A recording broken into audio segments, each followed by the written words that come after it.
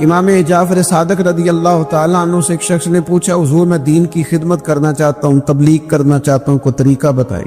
بہت سارے لوگ ہیں آج کل جو یہ چاہتے ہیں، کہا جناب مجھے نہ کوئی آپ نسخہ بتائیں، کوئی سلیقہ بتائیں، میں دین کا کام کرنا چاہتا ہوں، دعوت خیر دینا چاہتا ہوں، کوئی طریقہ بتائیں۔ تو سیدنا امام جعفر صادق رضی اللہ تعالیٰ عنہ فرمانے لگے آسان طریقہ ہے اور بغیر کسی فلسفے کے، بغیر کسی الجھی ہوئی گتھی کے، سلجھی ہوئی بات ہے، بالکل طے۔ تو دین کی تبلیغ کرنا چاہتا ہے؟ اس نے کہا ہاں۔ تو فرمانے لگے بڑا آسان نسخہ ہے، اگر تو دین پھیلانا چاہتا ہے، تبلیغ کرنا چاہتا ہے تو تو دین پر عمل کرنا شروع کر دے۔ عمل کے بڑے اثرات ہوتے ہیں۔ عمل، وہ حضرت باجید بستامی فرمایا کرتے تھے جس نے ہماری خاموشی سے کچھ نہیں سیکھا وہ ہماری تقریر سے کیا سیکھے گا۔ یہ جو عمل ہوتا ہے یہ اتنی بڑی خاموش تبلیغ ہے، اتنی بڑی۔ امام جعفر صادق فرمانے لگے تو عمل کر، وہ تیرا عمل کرنا۔ آپ پڑھیں گھر میں نماز، آپ کے بچوں کو شوق ہو جائے گا۔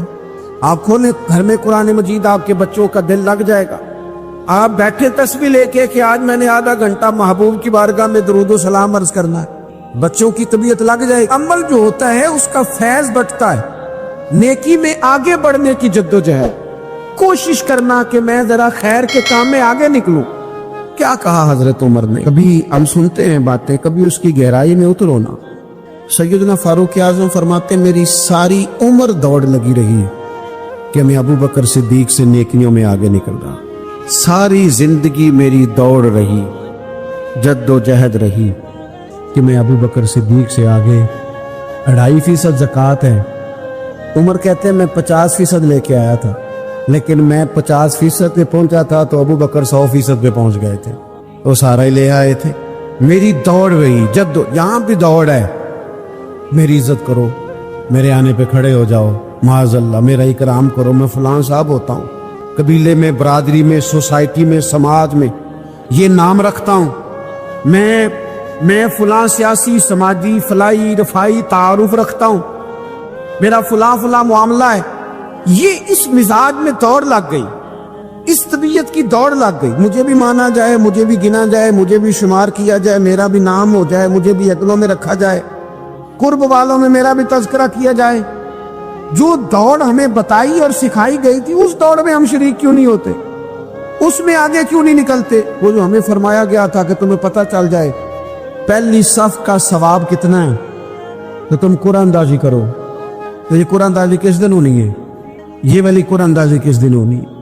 لیکن وہ قرآن اندازیاں تو ہو رہی ہیں عمرے کے ٹکٹ کی، اتنے عمرے کے ٹکٹ، اتنے عمرے کے، اچھی بات ہے، اس کی بھی کوئی مخالفت نہیں، لیکن جو کام جس میں آگے بڑھنا تھا، جس میں جد و جہد کرنی، جس میں دوڑنا تھا، اس میں کاوش کرنی تھی، اس میں تو ہم پیچھے ہیں۔ زندگی اتنی تیزی سے گزر رہی ہے، آپ یقین کریں پیچھے پلٹ کے دیکھتے ہیں تو پتہ ہی نہیں چلتا کتنے سال بیت گئے۔ بھی ایسے لگتا ہے کل ہی تو بھی داخل کرایا تھا گھر والوں نے اسکول میں، ابھی اگلے دن کی بات ہے دارالعلوم میں داخل ہوئے تھے اور اتنے سال بیت گئے، اتنا وقت گزر گیا۔ ہم عجیب مزاج کے لوگ ہیں، یہ چاہتے ہیں کہ ہمارے بچے بڑے ہو جائیں، یہ نہیں چاہتے کہ ہم بوڑھے ہو جائیں۔ دیکھیں اگر بچے بڑے ہوں گے تو لازمی نتیجہ ہے کہ ان کے بڑے، لیکن ہم دونوں باتوں میں اپنا مزاج رکھتے ہیں، بچے بھی بڑے چاہیے ہمیں اور ہم خود بھی اپنے آپ کو بوڑھا تسلیم کرنے کو تیار ہے۔ ماشاءاللہ جی میرا بیٹا جوان ہو گیا تو جناب آپ کیا ہو گئے؟ آپ بھی تو بتائیں نا، آپ کہاں پہنچ گئے؟ وہ کیا دور تھا جب کہتے تھے میرے بیٹے کو میرا جوتا پورا آنے لگا ہے۔ جیسے جیسے بچے بڑے ہوتے تھے والدین کے لہجے میں ٹھہراؤ آتا تھا، ان کی 5 نمازوں کے ساتھ تہجد بھی شروع ہوتی تھی، اشراق اور چاشت بھی شروع ہوتی تھی۔ وہ چاہتے تھے کہ ہمارے بچے ہمیں زیادہ سے زیادہ خیر کرتا دیکھیں، وہ اپنے لفظوں پر، جملوں پر، زبانوں پر، انداز پر کنٹرول کرتے۔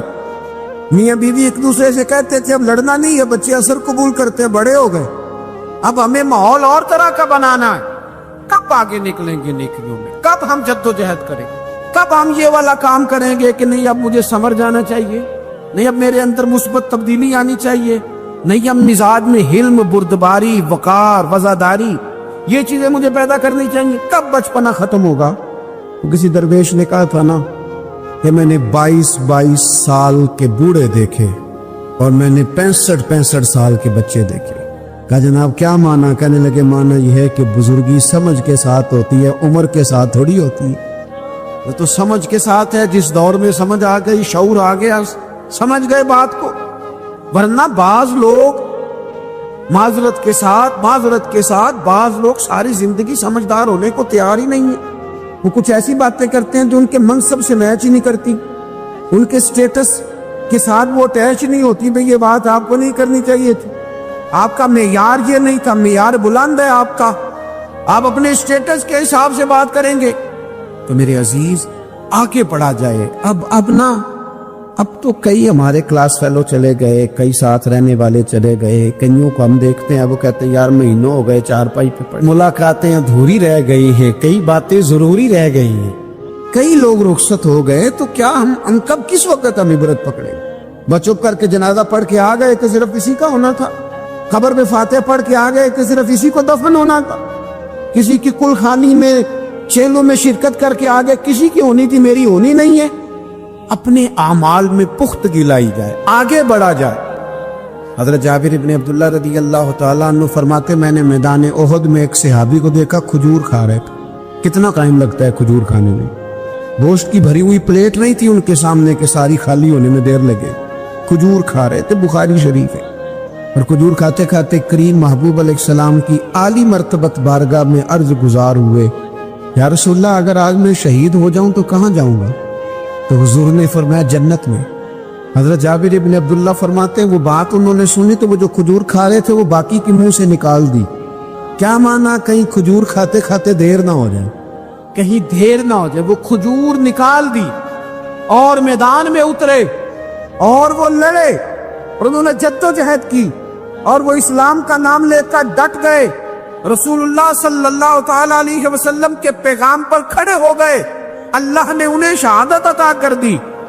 انہوں نے کھجور کھانے کا وقت بھی انتظار نہیں کیا کہ کہیں لیٹ نہ ہو جائے۔ کیا معنی ہے؟ کھجور کھانے سے پہلے پہلے اللہ نے انہیں جنت عطا فرما دی۔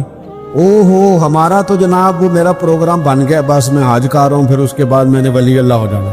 بھائی یہ بچوں کی شادی ہو جائے، تھوڑے سے کام ہے، میں پھر مسجد نہیں ہوں۔ بھائی دلی تو بڑی دور ہے، دلی دور است۔ یہ آپ جو باتیں سنا رہے ہیں یہ تو لمبی ساری بات ہے، یہ تو کام شروع کر دینا چاہیے تھا، اس پر تو عمل شروع کر دینا، روکا کس نے؟ آپ بچوں کے بیاہ بھی کریں لیکن ساتھ حضور کی بارگاہ میں درود و سلام بھی پیش کریں، آپ ڈیوٹی پہ بھی جائیں، رزق حلال بھی کمائیں، پر اگر رب توفیق دینا تو سویرے اٹھ کے ایک سپارہ قرآن مجید کا تلاوت بھی فرمائیں، اپنے آپ کو آراستہ پیراستہ کریں، نیکیوں کے ساتھ جد و جہد کریں۔ اگر اللہ تبارک و تعالیٰ نے رزق حلال دیا ہے، اللہ کی راہ میں خیر کے ساتھ بانٹنا ہے، پھر اس میں جلدی کریں، پھر دیر نہ کریں۔ جوانوں، اس طرح سیر کرنے کا عمر جوانی ہے نا، کھانے پینے کا عمر جوانی ہے، اور کہیں آنے جانے کا ٹائم جوانی ہے۔ میں سچ بتاتا ہوں، عبادت کرنے کا ٹائم بھی جوانی ہے، دین کی نوکری کرنے کا وقت بھی جوانی ہے، ذکر کرنے کا ٹائم بھی جوانی کا ہے، درود و سلام عرض کرنے کا ٹائم بھی، کعبۃ اللہ کے پھیرے کا مزہ بھی جوانی میں، اور حضور کی محبت میں رونے کا مزہ بھی جوانی میں، ان کا نام لے لے کے جینے کا مزہ بھی جوانی میں، ان کے تذکروں کا مزہ بھی جوانی میں۔ عشق لگا سی کھیڈاں کھیڈ دینوں تے مینوں کھیڈاں پل گئیاں، میں کجل پایا سی یار دے ویکھنے نوں، پھر او دی یاد وچ روندیاں ہی ڈل گئیاں۔ حیدر شاہ اس گلی کدے نہ رول دی، پر ہن تے رول دی میں رول گئیاں۔ یہ مزہ بھی جوانی۔ دیر نہ کرے، وقت ضائع نہ کرے، ادھر ادھر نہ گزارے۔ اور جناب وہ دوست و نوجوان و بیٹے آپ یہاں کیوں کھڑے ہیں؟ کہتے ہیں میں ٹائم پاس کر رہا ہوں۔ اور میں نے کہا وہ ٹائم کدھر سے آیا جو پاس کرنا پڑا؟ ایک دوست مجھے کہنے لگے میں بور ہوتا ہوں، میں نے کہا یار اس کے لیے بھی تو ٹائم چاہیے نا، ہمارے پاس تو بور ہونے کا بھی ٹائم کوئی نہیں، اللہ ہمیں معاف کرے، وہ کدھر سے لائیں؟ اس کے لیے بھی تو ٹائم چاہیے۔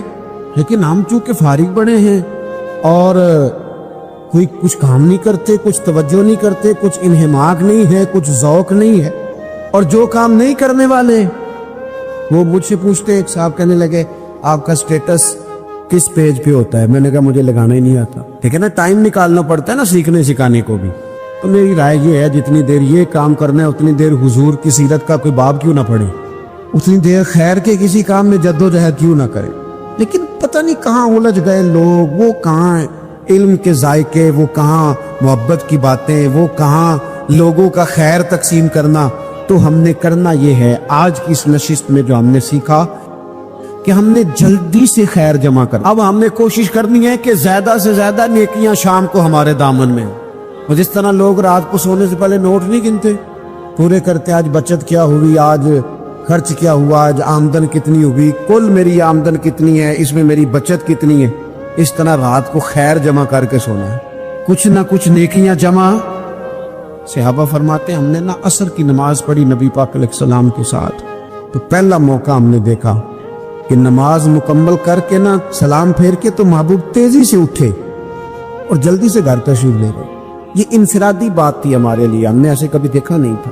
اور تھوڑی ہی دیر کے بعد کریم واپس بھی تشریف لے آئے. ذہنوں میں سوال تھے کہ محبوب اتنی تیزی سے، اور کبھی روٹین میں ایسا ہوا نہیں، روز مرہ نہیں یہ معمول. جلدی سے سرکار تشریف لے گئے، تشریف لے بھی آئے. تو ذہنوں میں تجسس تھا، سوال تھا کہ ایسا کیوں ہوا. تو محبوب تو جانتے ہیں نا غلاموں کے ذہن کی سطح پر کیا ابھرتا ہے، وہ کیا پوچھنا چاہتے ہیں، ان کے نقوش پر کون سی چیزیں ہیں جن کو پڑھا جائے اور ان کے جواب دیے. حضور تو جانتے ہیں نا. تو کریم محبوب فرمانے لگے تم پوچھنا چاہتے ہو میں کہاں گیا تھا اور کیوں آیا ہوں، اتنی تیزی سے کہاں گیا. حضور فرمانے لگے میں گھر گیا تھا، کاشانہ اقدس میں گیا تھا، کچھ سونا آیا تھا مال غنیمت کا، میں نے سارا بانٹ دیا تو ایک ٹکڑا سونے کا باقی بچ گیا تھا. نماز پڑھی تو مجھے خیال آیا وہ تو ابھی بھی میرے گھر میں پڑا. تو حضور فرماتے میں جلدی سے گیا ہوں، اسے بھی اللہ کے راستے میں خیرات کر کے آیا. یہ جلدی سے نیکی کر دی ہے کہیں یہ کام رہ نہ جائے. اور ایک روایت میں یوں بھی ہے کہ میں نہیں چاہتا تھا کہ میرے گھر میں پڑا رہے اور رات پوری گزر جائے، لہذا میں نے چاہا کہ اسے جلدی سے اس نیکی کو کر دیا جائے. جس کے کہاں پہنچنا ہے اس کے ہاں. میں دوستوں سے کہا کرتا ہوں رمضان میں کسی کو راشن دینا ہے تو رمضان سے پہلے دے دو، رمضان کی نیت کر کے. انشاءاللہ آپ کو یہی بتائیں گے مفتیان کرام کہ رمضان سے پہلے بھی رمضان کی نیت کر کے دیا جائے تو اللہ تعالیٰ اتنا ہی اجر عطا فرمائے. ہم نا جی وہ انتظار ہو رہا ہے فلانا کا، وہ جی میں نے کر لیا تھا، لے لیا تھا، ٹائم نہیں مل رہا مجھے دینے جانے کا. اس کی کیا وجہ ہے جی؟ اس کی کیا وجہ ہے؟ آپ نے کام کرنا تو پھر اسے کریں. پھر دیر کس بات کی؟ جو شروع کرنا ہے اسے شروع کریں. جس کا ارادہ ہے نا میں نے مسجد میں جھاڑو دینا کرنا ہے وہ کرے شروع. جس کا ارادہ ہے نا اذان میں نے پڑھنی کرنی ہے تو کرے نا شروع. جس کا خیال ہے میں نے قرآن سیکھنا ہے تو کر دے شروع، کسی کا انتظار نہ کرے. جس کا خیال ہے اب میں نے دین کو سیکھنا ہے شروع کر دے. اور جس کا دل ہے نا محبوب کی سیرت کو پڑھنی ہے وہ دیر نہ کرے، وہ حضور کے تذکرے شروع کرے. وہ تذکرہ پڑھتا جائے گا، رب اس کی روح کو توانائی عطا فرمائے گا. جو نیکی جو خیر ہمارے دائرہ کار میں ہے، دائرہ اختیار میں ہے، ہماری پہنچ، اسے کیوں چھوڑا جائے. نبی پاک علیہ الصلوۃ والسلام نے فرمایا نیکی کو کبھی حقیر نہ سمجھو. کچھ نہ ہو سکے تو مسلمان بھائی سے مسکرا کے ملاقات کر لینا، اللہ صدقے کا ثواب عطا کر دے گا. آپ نے کافی ساری ماشاءاللہ سبحان اللہ کہی ہے، پر یہ مسکرا کے ملنا آج کل مشکل ہو گیا یہ کام میں، کیونکہ یہ دور ہے ناراض لوگوں کا دور ہے. اس میں ہر کوئی کسی نہ کسی سے ناراض ہے. تو مل تو لیتے ہیں، مسکرا کے نہیں ملتے. ملاقاتیں تو ہو جاتی ہیں، لوگ تو ہر روز ایک دوسرے سے ملتے ہیں، پر یہ دل کم ہی کسی سے ملتے ہیں لوگ پر ملتے. زندگی میں وہ عجیب لمحہ تھا، وہ میرے ساتھ تھا پر میں تنہا تھا. لوگ ملتے ہیں پر ملنے کو تیار. حضور نے فرمایا نیکی کو حقیر نہ سمجھو، کچھ نہ ہو سکے تو ذرا مسکرا کے مل لینا. کیا معنی ہے کسی سے ملنا تو راضی ہو کے ملنا. یہ جو مزاجوں میں گھٹن ہے طبیعت بلا وجہ کی ہے، بعض جگہوں پہ کوئی اس کا کوئی شرعی پس منظر نہیں، کچھ نہیں، بلا وجہ. نیکیوں میں ذرا جد و جہد کی جائے، کوشش کی جائے، اصول حسنات میں کوشش کی جائے. ہم نہ بڑے سست ہیں، دنیا کے معاملے میں چست ہیں اور خیر کٹھی کرنے میں سست ہیں. جلد از جلد آپ دیکھیں ہمارے بزرگوں نے بہت زیادہ کام کیا، بہت زیادہ. اس کی وجہ یہ تھی کہ وہ دوسروں کے کام پہ نہیں توجہ دیتے تھے، اپنے کام پہ توجہ دیتے. آج کل ہمارا یہ مسئلہ ہے کہ ہم نیکی اس لیے نہیں کر پاتے کہ ہماری اپنے کام پہ توجہ کم ہوتی ہے، دوسرے پہ زیادہ ہوتی ہے. نتیجہ کیا نکلتا ہے؟ دوسرے کئی دفعہ آگے نکل جاتے ہیں. اور ہم جو بھی منصوبے بنا رہے ہیں، پروگرام طے کر رہے ہیں، وہ معاملہ پیچھے رہ جاتا ہے۔ تو زندگی میں جلد از جلد خیر جمع کرنے کی کوشش کرنا۔ جلد از جلد امام بخاری کی عمر 62 سال ہوئی ہے، اور قرآن مجید کے بعد وہ صحیح ترین کتاب امت کو دے گئے۔ کو بہت لمبی عمر نہیں، 62 سال عمر مبارک پائی۔ کتنا ہمارے بزرگوں نے کہا، حضرت عمر بن عبدالعزیز کی عمر 39 سال ہوئی، پوری 40 نہیں۔ کتنی خیر بانٹی انہوں نے زمانے میں۔ کام نہیں کرتے، پروگرام نہیں بناتے، ہم خیر نہیں جمع کرتے۔ خیر جمع کرنے کا وقت تو ہے، فٹافٹ کر لی جائے۔ پھر تو اس طرح کا ٹائم آ جاتا ہے کہ انسان زیادہ نماز پڑھنا چاہتا ہے، نفل پڑھنا چاہتا ہے، اس کا وجود ساتھ نہیں دیتا۔ اس طرح کے اوقات آ جاتے ہیں کہ وہ کچھ خیر کرنا چاہتا ہے، پھر اس کے پاس موقع نہیں رہتا۔ وہ لکھنا، پڑھنا، پڑھانا، سمجھانا چاہتا ہے، پھر قواعد اتنے مضبوط نہیں رہتے۔ جد و جہد کی جائے، کوشش کی جائے، جلد از جلد۔ اللہ کے پیارے رسول صلی اللہ تعالی علیہ وسلم نے فرمایا، صحیح بخاری میں حدیث موجود ہے، حضور فرمانے لگے، جلد از جلد نیکیاں کر لو اس وقت سے پہلے کہ فتنے رات کے ٹکڑوں کی طرح تمہارے اوپر گریں گے۔ حضور فرمانے لگے، وہ ایسا سخت وقت آئے گا کہ بندہ صبح مومن ہوگا تو شام کافر ہو جائے، شام مومن ہوگا تو صبح کافر ہو جائے۔ اور فرمایا، لوگ دنیا کے بدلے اپنا دین بیچ ڈالیں گے۔ اس سے پہلے نیکی کر لو، قبل اس کے کہ الجھا دیا جائے، ذہنوں کو پریشان کر دیا جائے۔ کئی جگہ مسائل نہیں بنا دیے گئے، وہ چھوڑو دی یہ تو نفل ہے، چھوڑو دی یہ تو غیر مؤکدہ ہے۔ اعلیٰ حضرت فاضل بریلوی فرماتے ہیں، جو نفل چھوڑتا ہے نا، ایک وقت آتا ہے سنت کا ترک کرنا شروع کر دیتا ہے، اور تارک سنت ایک وقت آتا ہے کہ واجبات کو چھوڑتا ہے۔ چونکہ وہ سیلاب اچانک نہیں آیا کرتے، پہلے چھوٹا سا سوراخ ہوتا ہے، دریا کے کنارے چھوٹا سوراخ ہوتا ہے، بند نہ کیا جائے تو بڑا ہو جاتا ہے، پھر اور بڑا ہو جاتا ہے، پھر وہ سیلاب بن جاتا ہے۔ کیا ہوتا ہے کہ جب ہم دیر کرتے ہیں، آپ دیکھ لیں دنیا داری میں لوگ کتنے آگے نکل گئے، کتنے دنیا داری کی جو چیزیں آئیں وہ غالب ہو گئیں۔ میں آپ سے پوچھ رہا ہوں، جتنے لوگوں کے پاس موبائل ہیں اتنے لوگ نمازی بھی ہیں؟ موبائل بعد میں آ کے غالب ہو گیا سب پہ، اور نماز آپ یہ ایوریج نکالے نا، جتنے لوگ فیس بک پہ ہیں اتنے لوگ دینی تعلیم کے میدان میں بھی ہیں، پڑھنے پڑھانے کا مزاج بھی رکھتے ہیں۔ جتنی نصیحتیں کرنے میں آج لوگ نکلے ہوئے ہیں، کیا اتنی خیر بھی دنیا میں بٹ رہی؟ جتنی جدید ٹیکنالوجی آ گئی سب ہم نے حاصل کر لی، بری بات نہیں، ٹھیک ہے، اچھی بات، لیکن سوال یہ ہے کہ وہ باتیں جو سالوں سے ہو رہی ہیں اور جو ہمارے دین کے فرائض میں شامل ہیں، ان پر عمل کب ہوگا؟ اور میں یہ بہت سارے لوگ ہیں نا، دعوت دیتے ہیں کہ آپ تشریف لائیں، وہ اس جگہ پہ آ کے کچھ بات کریں، تو میں دوستوں سے کہتا ہوں تقریریں تو اب بڑی سن لی لوگوں نے، تو زمانہ ہو گیا تقریریں کرتے سنتے۔ سوال تو یہ ہے کہ جو سنا ہے اس پر عمل کس دن کرنا ہے؟ وہ پہلا قدم جو عمل کا ہے وہ کس دن اٹھانا ہے؟ یہ کوئی گورکھ دھندا تو نہیں ہے نا کہ نشستن گفتن برخاستن۔ دیکھیں نا قرآن مجید کی آیات نازل ہوتی تھی، صحابہ دوڑ پڑتے تھے عمل کرنے کے لیے۔ لن تنالوا البر حتی تنفقوا مما تحبون، تم بھلائی کو نہیں پہنچو گے جب تک اپنی پیاری چیز خرچ نہ کرو۔ تو یہ آیت ہم نے بھی سنی ہوئی ہے، میں آپ سے ہاتھ نہیں اٹھواتا، آپ خود اپنے آپ سے پوچھیں، میں اپنے آپ سے پوچھتا ہوں کب پیاری چیز لا کے خرچ کیا ہم نے اللہ کے راستے میں؟ لیکن جب نازل ہوئی تھی، عبداللہ ابن عمر کو گھوڑا پیارا تھا، انہوں نے فوراً لا کے پیش کر دیا تھا۔ حضرت ابو طلحہ انصاری کو باغ پیارا تھا، انہوں نے فوراً لا کے حضور کی بارگاہ میں پیش کر دیا تھا۔ ہم کب یہ کام کریں گے؟ ہم سن رہے ہیں، ہمیں آتی ہے، ہم آگے بڑھا رہے ہیں، لیکن جلدی سے صحابہ کا یہ مزاج تھا کہ جیسے ہی ان تک خیر پہنچی انہوں نے عمل کر کے دکھایا، جیسے نصیحت ملی اس نصیحت پر وہ عامل ہو گئے۔ ایک بڑی نیک خاتون ہے، پاک باز ہے، حضور علیہ السلام کی بارگاہ میں حاضر ہے، تو انہوں نے صرف اتنا لفظ کہہ دیا کہ یہ فلانی بی بی کا قد چھوٹا ہے، حالانکہ یہ کوئی بڑی بات نہیں، لوگ کہہ دیتے ہیں۔ اور ہمارے ہاں تو جب کوئی تنقید کرنے پہ آتا ہے تو جو من میں آتا ہے کہہ دیتا ہے، یہ جی اس بی بی کا قد چھوٹا ہے، اتنے لفظ کہہ دیے۔ تو نبی اکرم صلی اللہ تعالی علیہ وسلم نے فرمایا، یہ جو تم نے بات کی ہے نا، اگر تمہارے یہ جملے میں میٹھے پانی والے سمندر میں ڈال دوں تو وہ سمندر کڑوا ہو جائے گا۔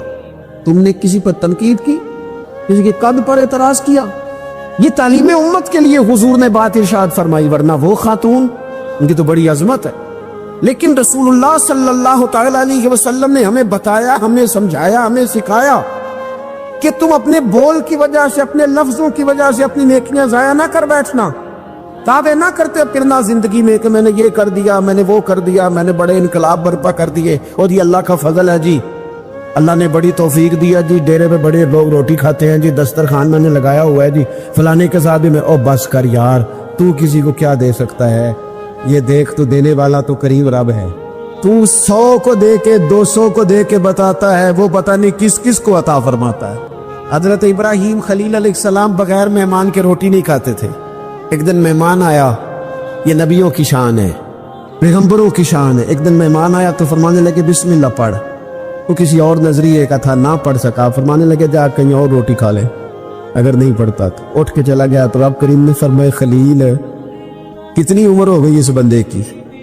مالک بوڑھا ہو گیا ہے، فرمایا اس نے کبھی میرا نام نہیں لیا، میں نے تو ٹکر کبھی بند نہیں کیا، میں نے تو نہیں کبھی بند کیا، میں تو دیتا ہوں، عطا کرتا ہوں۔ یہاں لوگ کہتے ہیں جا تیری تنخواہ کاٹی گئی، یہاں لوگ کہتے ہیں جا تیرے اتنے دن کے فلاں معاملات ختم ہو گئے، جا نکل ادھر سے، میں دیکھتا ہوں کون تجھے روٹی پہ رکھتا ہوں، بس کر، واللہ خیر الرازقین، رزق دینے والا اور بہتر دینے والا میرا رب کریم ہے۔ اس لیے بڑے جملے نہیں، میرے نبی اکرم صلی اللہ تعالی علیہ وسلم نے فرمایا بے شک بڑے بول اور پوری عادتیں تمہارے نیک اعمال کو اس طرح بگاڑ دیتی ہیں جس طرح سرکہ شہد کو بگاڑ دیتا ہے۔ لہذا میرے دوستو، عمل کرنا ہے پھر اسے چھپانا ہے، کیونکہ جس چیز کو بندہ چھپاتا ہے نا اسے قیمتی سمجھتا ہے۔ میرا دل کرتا ہے میں یہ بات روز کروں، مجھے پیاری بڑی لگتی ہے، روز کروں یہ بات۔ پاک رسول کی پاک اولاد، عزت والے نبی کا عزت والا گھرانہ، امام زین العابدین، اتنے موٹے موٹے پشت پر نشان تھے، موٹے موٹے، غسل دیا جا رہا تھا تو ساری کمر موٹے موٹے داغ۔ آج کل پیر کا چہرہ بھی نورانی ہونا بڑا ضروری ہے نا، نورانی ہونا۔ اور حضرت بلال بھی بڑے پیر ہیں، اگرچہ حبشی النسل ہیں پر بڑے پیر ہیں۔ لہذا یہ کچھ چیزیں ایسی ہیں جو لوگوں نے اپنی مرضی سے طے کر لی ہیں، اس میں شک نہیں کہ حضور نے فرمایا ہے کہ جسے دیکھ کے رب یاد آئے وہ اللہ کا ولی ہے۔ لیکن صرف گورے رنگ دیکھ کے رب یاد نہیں آتا، رنگ سانولا بھی ہو پر رب کے انوار برس رہے ہو تو رب یاد آ ہی جاتا ہے۔ اور میرے دوست، یہ ذرا بات کو سمجھنا اور اسے یاد رکھنا، اتنے موٹے پشت پر نشان، غسل دیا جا رہا ہے۔ لوگوں نے بیٹے سے پوچھا یہ حضرت صاحب کو کیا ہے؟ تو والد وہاں آرام فرما ہے جہاں غسل دیا جا رہا ہے۔ تو امام باقر رو پڑے، کہنے لگے میرے ابا جی نا اپنی پشت پر تھیلے رکھ کے نا اناج کے، کس کی بات کر رہا ہوں؟ حسین ابن علی کے بیٹے، کربلا میں بچنے والے میرے امام کے ایک صاحبزادے، پشت پر بوریاں رکھ کے غریبوں کے گھروں میں پہنچا کے آتے۔ اور صاحبزادہ صاحب آپ کہاں ہوتے تھے؟ فرماتے میں کہتا تھا میں نہ دے آؤں، فرماتے تھے نہیں، اگر تو دینے چاہے گا اس غریب کا مجھے نام بھی بتانا پڑے گا جس کو میں لنگر دیتا ہوں۔ یہ میرا اور میرے رب کا راز ہے، میں اس ماڑے بندے کو رسوا کر دوں جس کی صرف بیٹیاں اسے رسوا کر دوں جو بیچارہ فرمایا وہ مجھے بتاتے نہیں تھے، بڑھاپے تک پشت پر بوجھ رکھ کے انہوں نے نبی پاک کی امت کے گھروں تک پہنچایا ہے۔ میرے اسا فرمایا کرتے تھے کسی کی بیٹی کی شادی کرانی ہے پھر خود نہیں شادی پہ جانا۔ حضور کیوں؟ فرمانے لگے بچی کا باپ تو موسم کے پیچھے ہی بھاگتا رہے گا، خود نہ جانا، بس ٹھیک ہے پیچھے پیچھے رہنا، سامنے نہ آنا، پیچھے۔ میرے دوست، کبھی بھی کوئی بڑا بول نہیں، اس سے نیکیاں۔ اور پھر ایک اور بات، دل اگر صاف نہ ہو تو بھی مالک نیکیاں قبول نہیں کرتا۔ پاک ہوئے تے پاک ہی ملدا ہی تے بنا پاکوں پاک نہیں ملدا۔ اے سارے وجود دے تون دے نالوں اکو تولا ٹکڑا دل دا۔ یہ جو پاکیزگی ہے نا دل کی، یہ نہ ہو تب بھی نیک اعمال اس کی بارگاہ میں قبول نہیں ہوتے۔ نیک اعمال کی قبولیت کے لیے دل کا صاف ہونا، کشادہ ہونا، کھلا ہونا یہ بھی ضروری ہے۔ دل میں بوجھ ہو، عداوت ہو، حسد ہو، لوگوں کے لیے کینہ بھرا ہوا ہو اور اعمال قبول ہو جائیں نہ۔ اس کریم کے کچھ فیصلے ہیں، وہ اعمال کی قبولیت کے آداب بتاتا ہے۔ وہ کہتا ہے میری مرضی سے کرو گے تو میں قبول کروں گا۔ حدیث پاک آپ کو صحیح مسلم میں ملے گی، نبی پاک صلی اللہ تعالی علیہ وسلم فرماتے سوموار اور جمعرات والے دن لوگوں کے اعمال اللہ کی بارگاہ میں پیش کیے جاتے ہیں۔ دو مسلمانوں کے دو بھائیوں کے اعمال رب کی بارگاہ میں پیش کیے جاتے ہیں، اعمال ہیں، نیک اعمال ہے، نیکی ہے، نماز ہے، روزہ ہے، حج ہے، زکوٰۃ ہے، صدقات ہے، وہ نیک اعمال اللہ کی بارگاہ میں جمعرات اور پیر کو پیش کیے جاتے ہیں۔ رب کریم فرماتا ہے ٹھہر دو ذرا، ان کے اعمال کو روک دو۔ یا اللہ کیوں؟ فرمائے اس لیے کہ ان کے آپس میں نا دلوں میں نفرت ہے، گھٹن ہے، عداوت ہے، ان کو ذرا مہلت دو، یہ پہلے صلح کر لیں پھر ان کے اعمال بھی قبول کر لیں گے۔ کہ نہ عداوتیں پالی ہوئی ہیں، اپنے دلوں کے اندر گھٹن پیدا کی ہوئی، اختلاف کہاں نہیں ہوتا لیکن نفرتیں پیدا کر لینا۔ کیا جرم کیا ہے بھائی نے؟ کون سا کفر کر بیٹھے ہیں رشتہ دار؟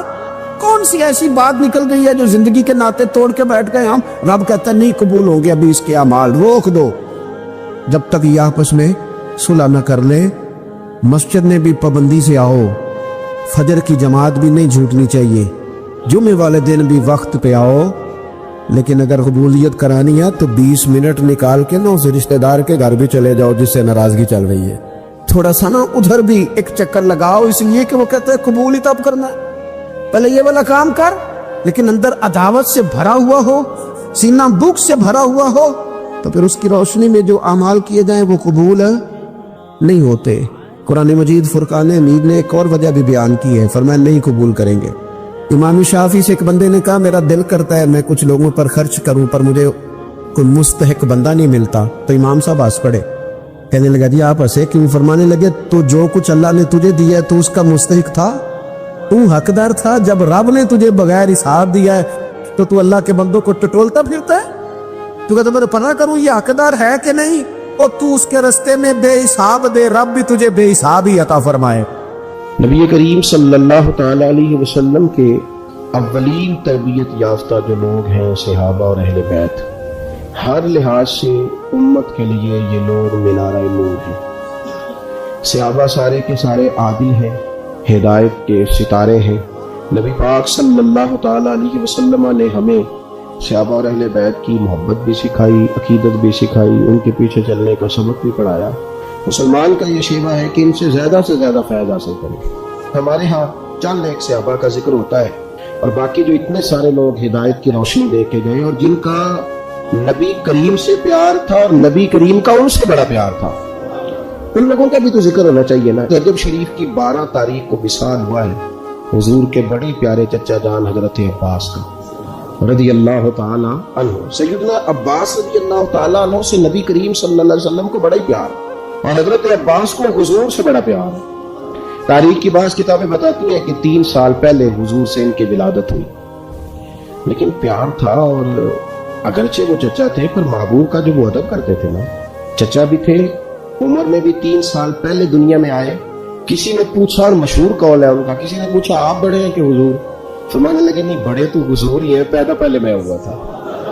یہ ترتیب گفتگو کی اور یہ انداز ادب کا اور یہ رنگ انوکھا ان کا، بڑی جلدی اسلام کی روشنی سے آگاہ ہو گئے تھے، لیکن بعض حکمتوں کے تحت انہوں نے اپنے اسلام کا اعلان جنگ بدر کے بعد کیا، ورنہ ہر مقام پر وہ دینی تحریک کے نہ صرف یہ کہ قائل رہے بلکہ سپورٹر رہے۔ اور مکہ شریف میں رہتے ہوئے مکے میں جن غریب مسلمانوں کو تنگ کیا جاتا تھا ان کی معاونت بھی کرتے، سرپرستی بھی کرتے، اور یہاں سے مفید مشورے بھی حضور کو دیتے حضرت عباس۔ بلکہ بڑا شروع میں جب مدینہ شریف کے لوگ حضور سید عالم علیہ السلام کی خدمت میں آئے کہ آپ تشریف لے آئے ہمارے پاس، تو حضرت عباس نے ان سے کہا تمہیں حضور کی شانوں کا پتہ ہے، عظمتوں کو جانتے ہو؟ محبوب تو اپنے قبیلے میں بھی بڑی شان والے ہیں، اگر تو حفاظت کر سکتے ہو تو لے کے جانا۔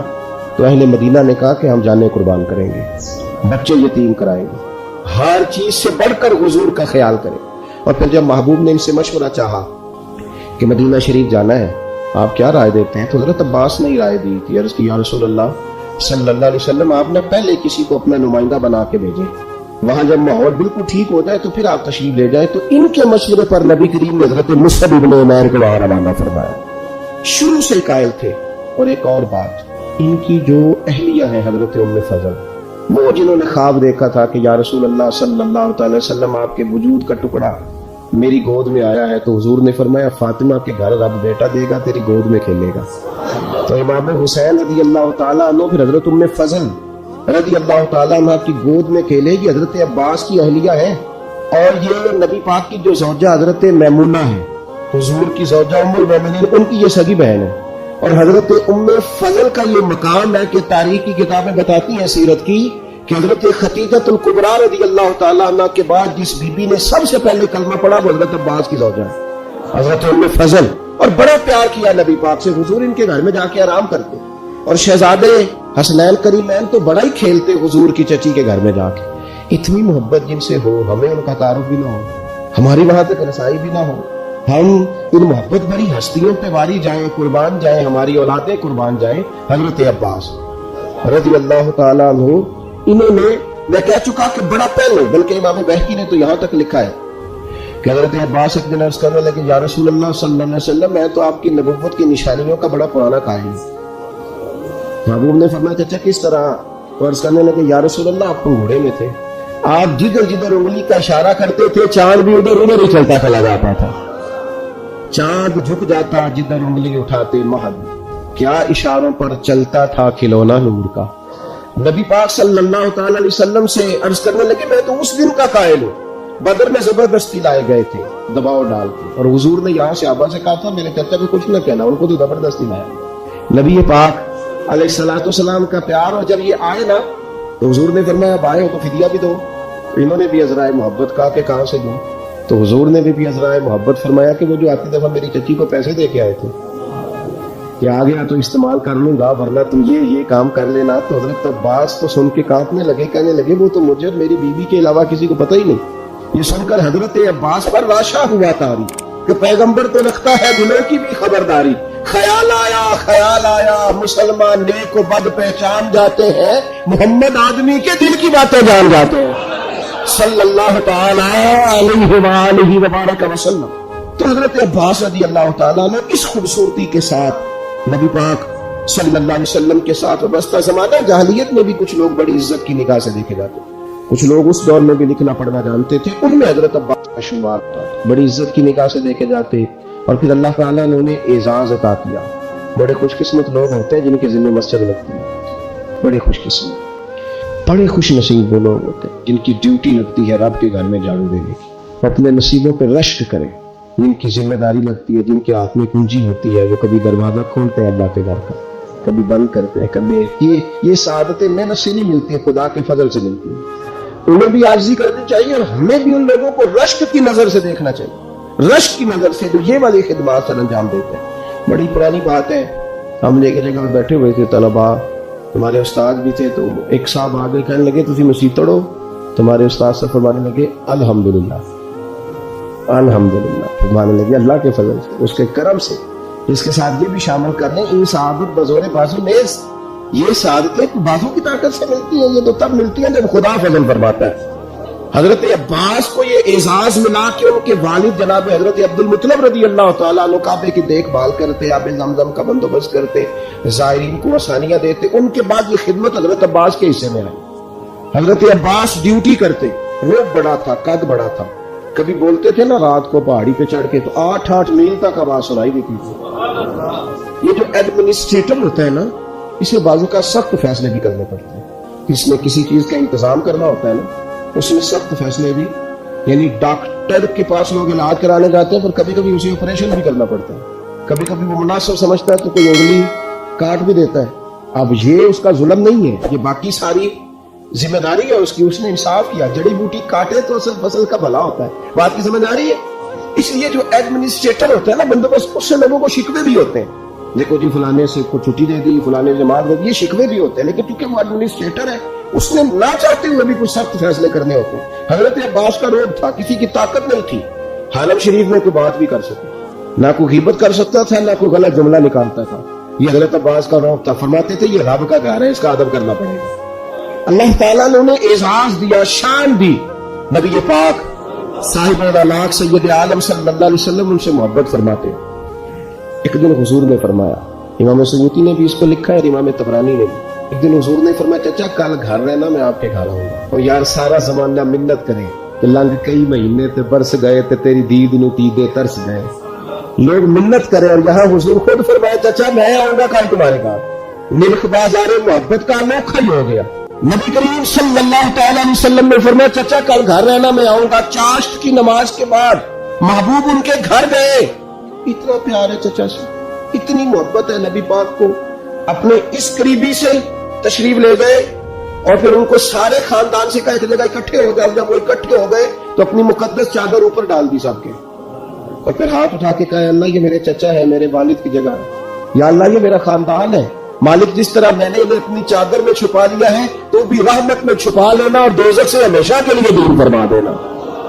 نبی پاک صلی اللہ علیہ وسلم نے پیار کیا۔ میرا یہ تجربہ ہے، بھتیجے بڑے پیارے لگتے ہیں اور بھتیجوں کو بھی چچا پیارا، لیکن وہ چونکہ برابر کا شریک ہوتا ہے نا ابا جائیداد میں چچا کے ساتھ، تو پھر تھوڑی بہتی ہلکی ہلکی رنجشیں بھی۔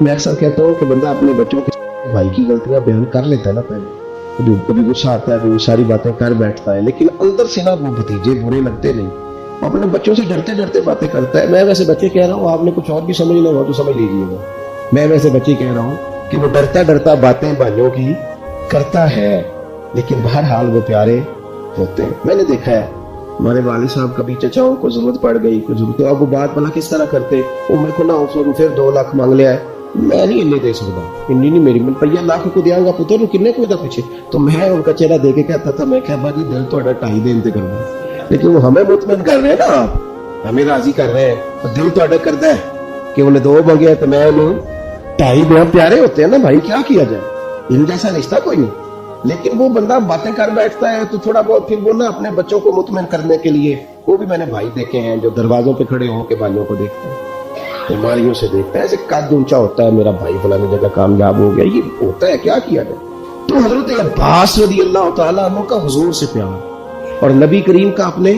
چچا سے پیار، یہ کوئی انفرادی سا رنگ ہے، انفرادی سا۔ اور پھر چچی کا پیار، ایک دفعہ حضرت ام فضل نے نا لاٹھ لے کے ڈنڈا لے کے مارا ابو لہب کو، اس نے بات ایسی کر دی تھی تو چچی نے مارا، یعنی چچی کا حضور سے بڑا پیار۔ میں کبھی کہتا ہوں کہ آپ کو یہ ساری باتیں مجھے اور آپ کو پتہ چل جائے نا، صرف پتہ چل جائے، ان سے اتنی روشنی ملے گی کہ ہمارے گھروں تک نور آئے گا، ہماری گھریلو زندگیاں سکون میں آ جائیں گے اگر ان لوگوں کے حالات ہم تک آ جائے۔ نبی پاک صلی اللہ تعالی علیہ وآلہ وسلم اتنی محبت کرتے، 3 چیزیں بڑی زیادہ تھیں حضرت عباس کے اندر، خود حضور نے بیان فرمایا، فرمایا کہ تو عباس سخی بڑے، اور یہ یاد رکھیے گا بخاری میں پورا باب ہے کہ بندہ جیب کا سخی نہیں ہوتا، سخی بندہ دل کا ہوتا ہے۔ حضرت عباس سخی بڑے تھے، صلہ رحمی کرنے والے بڑے تھے، رشتہ داروں سے اچھا سلوک کرنے کی کوشش کرتے تھے، بہترین۔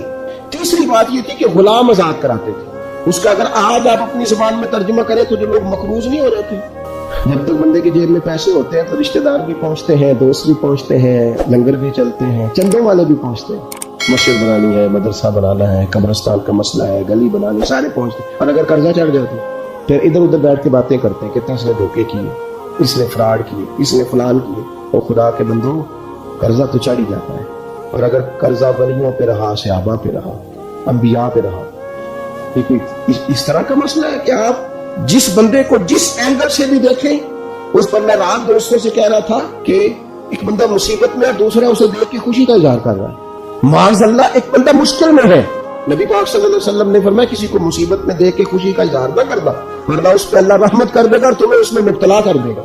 ہم تو الٹا کہانیاں بناتے ہیں، تنقید کرتے ہیں، بندہ الجھ جائے تو طنز کرتے ہیں، باغا اندر ہریل توتا تے نمیاں نمیاں روے تے آکھے باغا والو پتھر نہ مارو متے کوئی پردیسی ہوئے۔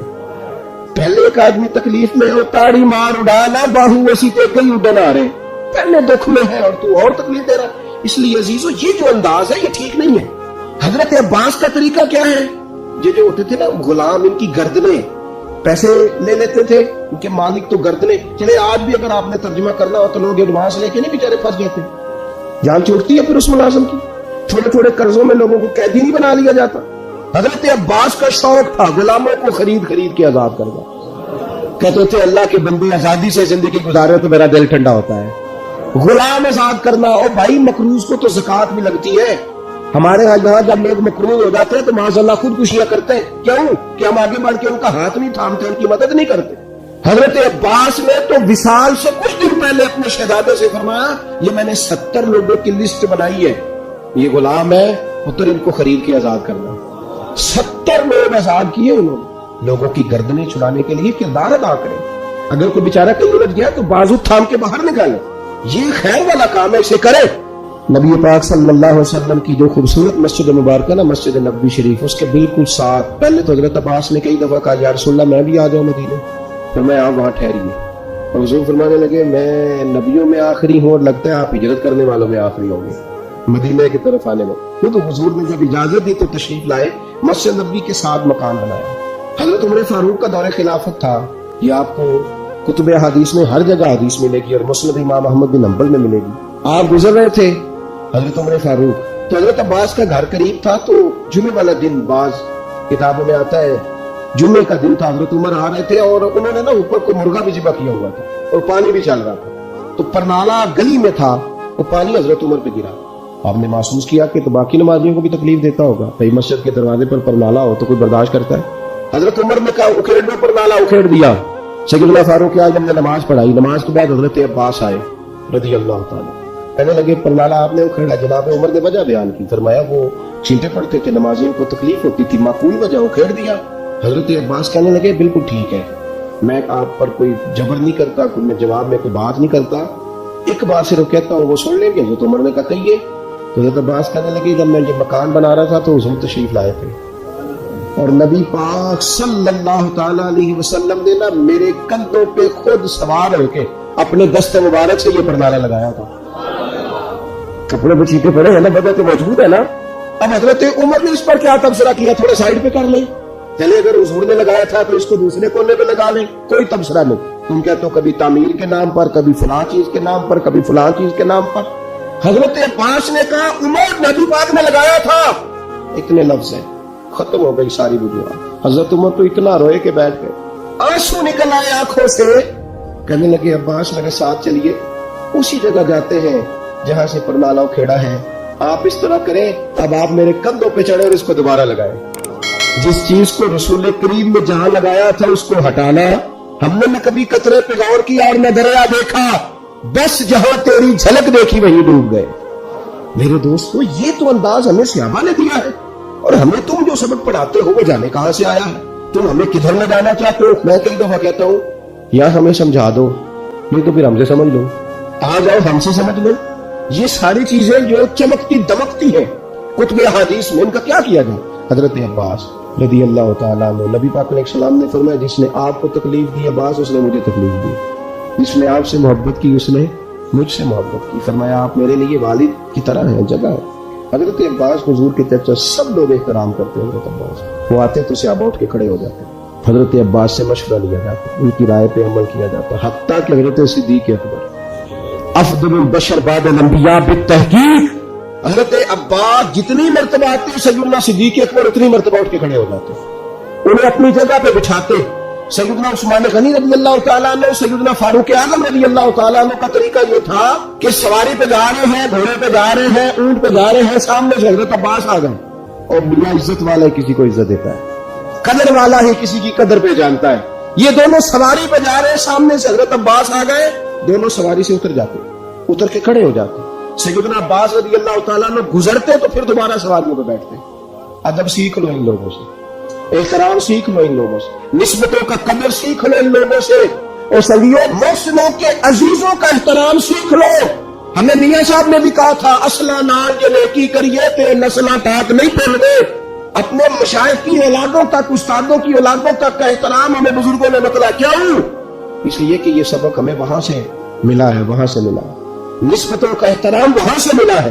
میرے عزیز, حضرت علی پتہ کیا کرتے حضرت عباس کے ساتھ, ان کے ہاتھ چومتے اور کہتے چاچا مجھ سے راضی رہنا, راضی رہنا. تو حضرت عباس کو بڑا پیار تھا, وہ ماتھا چوم لیتے مولا علی شیر خدا. صحیح بخاری میں حدیث ہے. حضرت عمر فاروق رضی اللہ تعالیٰ عنہ کا دور مبارک, مدینہ شریف میں بارش نہیں ہوتی, لوگ پریشان ہیں, سب لوگوں کو لے کے حضرت عمر باہر نکلے, آؤ دعا مانگے بارش کے لیے. سب صحابہ موجود تھے, بیچ میں حضور کے چچا حضرت عباس بھی تھے.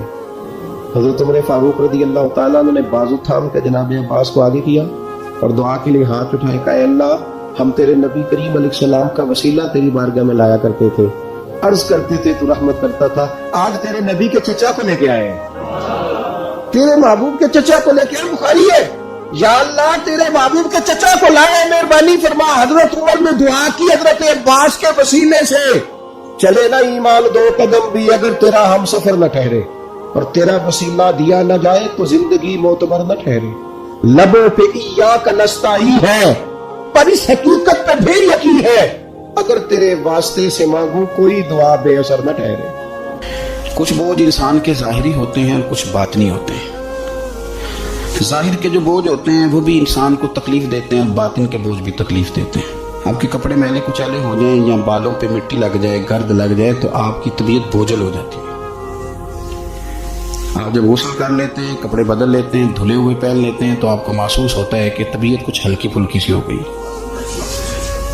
ذہنی طور پر آپ اطمینان محسوس کرتے ہیں۔ اسی طریقے کا معاملہ آپ کے باطن کے ساتھ بھی ہے۔ کچھ لوگ تلخ ہیں، پریشان ہیں، طبیعت بڑی کڑوی ہو گئی ہے، غصہ بڑا آتا ہے، وہ کہتے ہیں پتہ نہیں کیا مسئلہ ہے، میں اتنا پریشان کیوں ہوں، بور کیوں ہوتا ہوں۔ تو وجہ ہے نا اس کی دل پہ بوجھ بڑا ہے۔ حسد چھوڑ دینا چاہیے، عداوت چھوڑ دینی چاہیے، اللہ کی رضا پہ راضی ہونا چاہیے، سوچیں اچھی رکھنی چاہیے، دل کو صاف کر لیں، اللہ تبارک و تعالیٰ باطن کو ہلکا پھلکا کر دے گا، ٹھنڈا ٹھار ہو جائے۔ اس لیے کہ ہر شے تو دل کے اندر ہے، ایمان بھی، نفاق بھی، کفر بھی، اسلام بھی، سارا کچھ اسی کے اندر ہے۔ بلکہ حضرت سلطان صاحب نے تو کہا تھا کہ 14 طبق دلے دے اندر تے تمبو وانگوں تانے ہو، تمبو وانگوں تانے، یعنی ایسے چھائے ہوئے۔ دل جب ٹھنڈا ہوتا ہے، تسلیم والا ہوتا ہے، اور باطن کے اندر جب انسان سکون میں ہوتا ہے، ہم نے بہت ساری چیزیں اپنے دلوں میں بٹھا رکھی ہیں، چھوڑنے کو تیار نہیں ہوتے، اور وہ اندر جم گئی ہیں، انہوں نے گھر کر لیا ہے، اندر ڈیرا لگا لیا ہے۔ حضرت رومی رحمت اللہ تعالیٰ نے فرمایا کرتے تھے کہ دل بدستاور کے حج اکبر است، از ہزاراں کا و یک دل بہتر است۔ فرماتے تھے دل پہ توجہ دے، یہ ٹھیک ہو گیا تو 1000 حج سے بھی تیرے لیے بہتری ہو جائے گی۔ تو جہاں سے مالک کا جہاں ڈیرا ہونا ہے وہ چیز میلی کچیلی ہے، بڑی بری حالت ہے، چھوٹی چھوٹی چیزیں لوگوں نے، قدورتیں، نفرتیں، موقع بھی آتا ہے نا جب صاف کرنے کا تب بھی نہیں کرتے، کوئی معافی مانگنے آ بھی جائے تو نہیں دیتے، کوئی بندہ وضاحت دے کہ کہنا بھی چاہے نا کہ یہ معنی نہیں تھا، میرا یہ مطلب تھا، تو اس وضاحت کو قبول کرنے کو تیار بھی نہیں ہوتے، ہم چھوڑنا نہیں چاہتے، جان اڑے ہوئے پتہ نہیں کیا بن کے بیٹھ گئے۔ اور بڑے سارے لوگ ہیں جن کو اللہ نے موقع دیا تھا، آئے تھے لوگ درگزر کا سوالی بن کر، لیکن وہ نہیں کرتے۔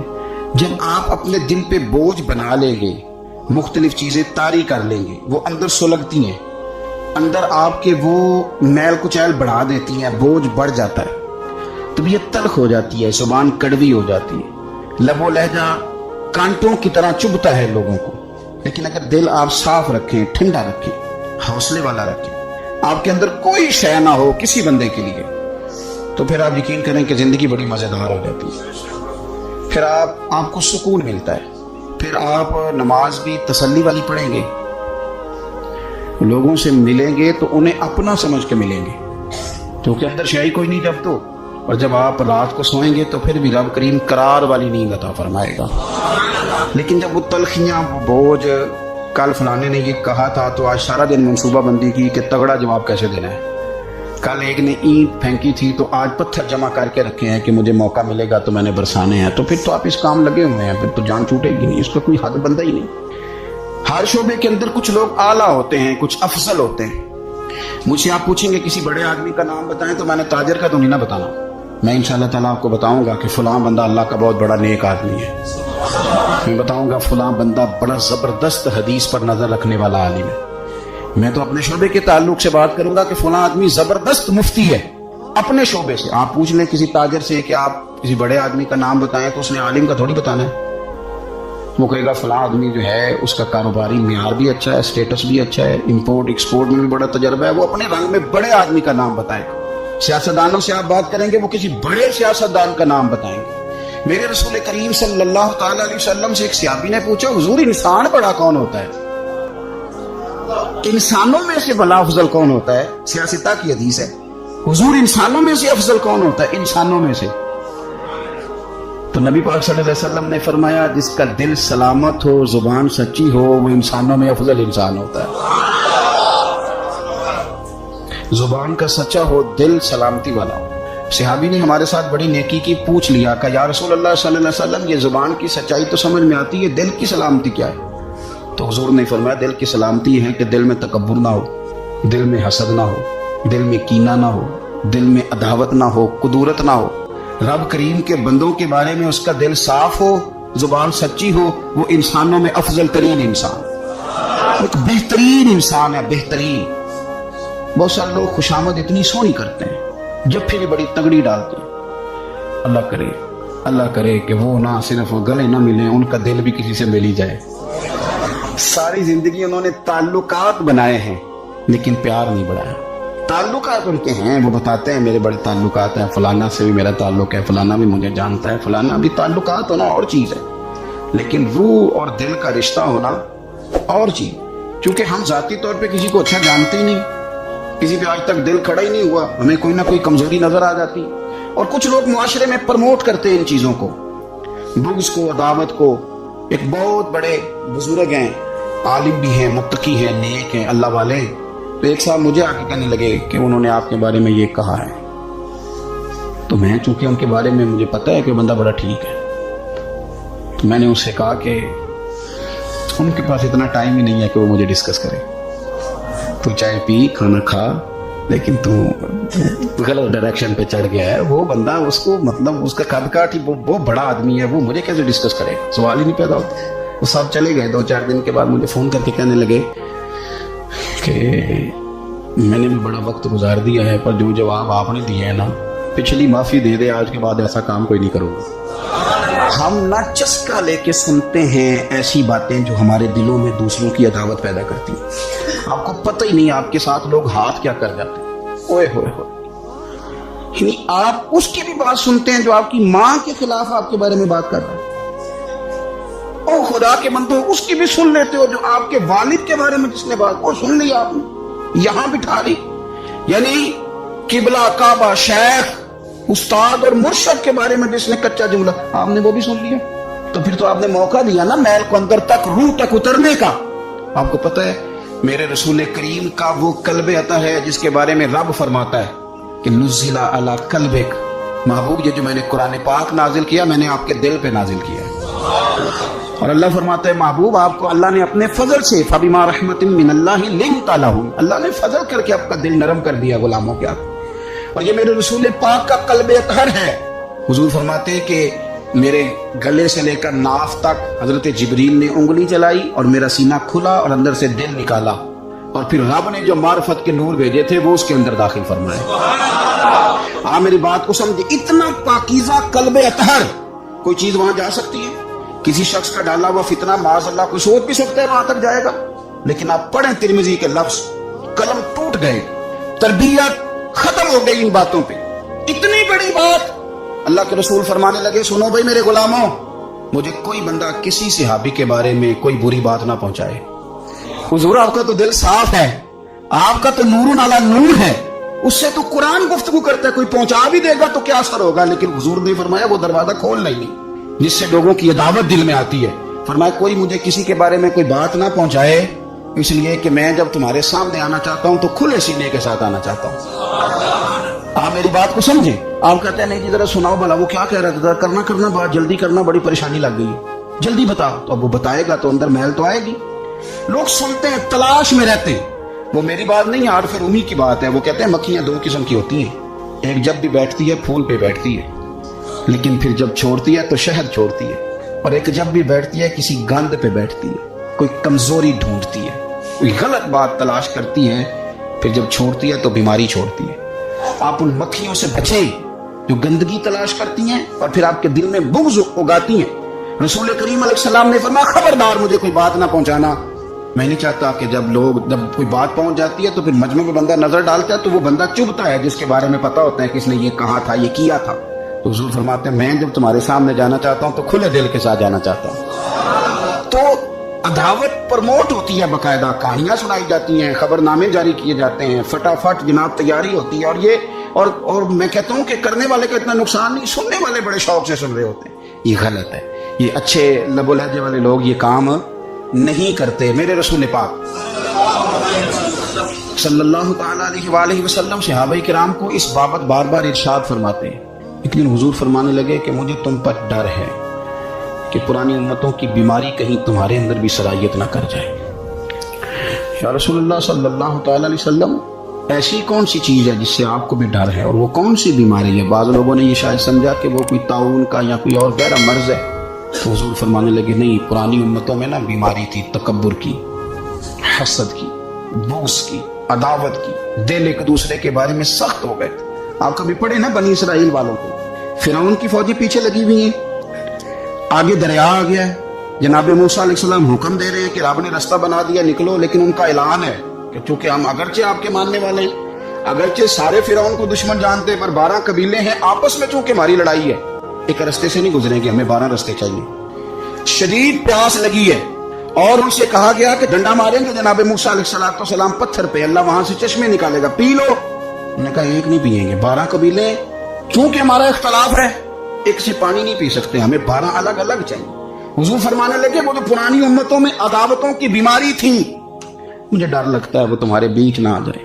اور یارو اتنی سخت عداوتیں، اتنا گھٹن، اتنی ہماری طبیعتیں ایک دوسرے کے بارے میں سخت. آپ کبھی لوگوں کا لب و لہجہ محسوس کریں جب وہ کسی کے خلاف گفتگو کر رہے ہوتے ہیں تو ایسے محسوس ہوتا ہے کہ وہ تو شخص شاید مار دینا چاہیے، اتنا برا ہے. تھوڑی سی اختلاف رائے کو اتنی شدت کی عداوت بنا لینا، اتنا برا. کئی اللہ والے چھپ گئے.